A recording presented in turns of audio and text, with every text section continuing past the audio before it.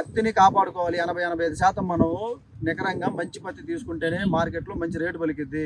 మీరు నల్ల పత్తి, గుడ్డి పత్తి, దేశ పత్తి ఏమైనా రేట్ వస్తే ఏం రాదు. కాబట్టి ఫ్లేము బుల్లెటు మీరు కంపల్సరీ పోత దశలో ఉన్నప్పుడు కొట్టుకోవాలని చెప్పి నేను చాలాసార్లు చెప్పడం జరుగుతుంది. మళ్ళీ చెప్తున్నా. ఇప్పుడు ఒకవేళ మొగ్గలు ఏమైనా రాలుతుంటే మీకు న్యూట్రియంట్స్ లోపం ఉంటే రాలుతాయి, న్యూట్రియంట్స్ కొట్టండి, బోరాన్ కొట్టండి.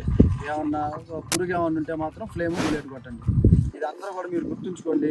తర్వాత మనం పట్టికి కూడా రిలీజ్ చేసాము, ఎప్పుడు ఏది కొట్టాలి ఏంటి అనేది. దాంట్లో ఒక 12 డోసులకు సంబంధించింది ఇచ్చాము 150 రోజులకి. మీరు పత్తికి తక్కువలో తక్కువ అంటే ఒక 7-8 డోసులు కనుక మీరు కొట్టుకోగలిగితే ఒక 7,000 పెట్టుబడి అయితే యావరేజ్న సరిపోద్ది మీకు. యావరేజ్ చూసుకుంటే 7 డోసులకి 7,000 అయితే అంతే.